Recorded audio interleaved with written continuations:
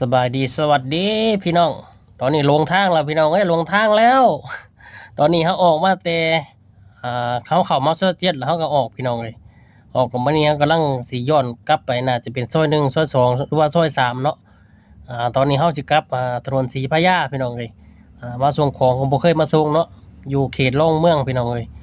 ออกมาเข้ามาซอย7พี่น้องว่าผิดบ่ถูกเนาะเข้ามาซอย7แล้วก็ออกมาจากซอย7เฮาก็สิเลาะข้างหัวลำโพงมาพี่น้องตอนนี้เฮาสิกลับไปถนนศรีพระยาเนาะแต่บ่ฮู้ว่าสิไปทางใดพี่น้องหรือออกจากนี่หรือว่าเฮาอ่าวิ่งตรงไปบ่พี่น้องวิ่งตรงไปอาจจะสุดเลยเนาะสุดเลยมันอาจจะโบกให้เลี้ยวซ้ายหรือบ่ก็บ่ฮู้เดี๋ยวจะไปเบิ่งเรื่อยๆพี่น้องรอไปเรื่อยๆเฮาสิออกถนนศรีพระยาพี่น้องเฮาสิไปทางถนนศรีพระยา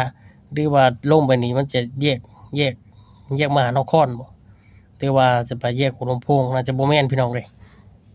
คิดว่านะเดี๋ยวไปลองเบิ่งพี่น้องบ่เคยเข้ามาจักเทื่อเนาะอยู่นี่ก็หรือว่าลองเมืองซอย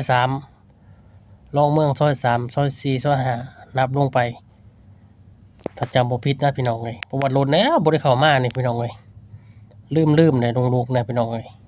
หลายปีเลยประมาณ7-8 ปีแล้วพี่น้อง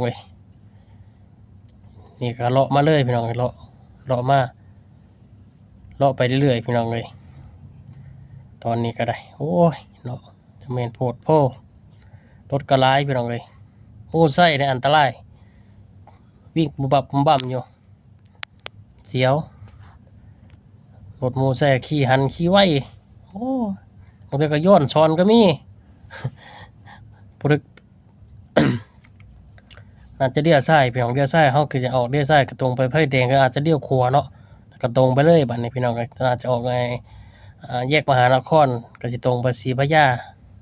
วัดแก้วจอมฟ้าพี่น้องคิดว่านะไปพี่น้อง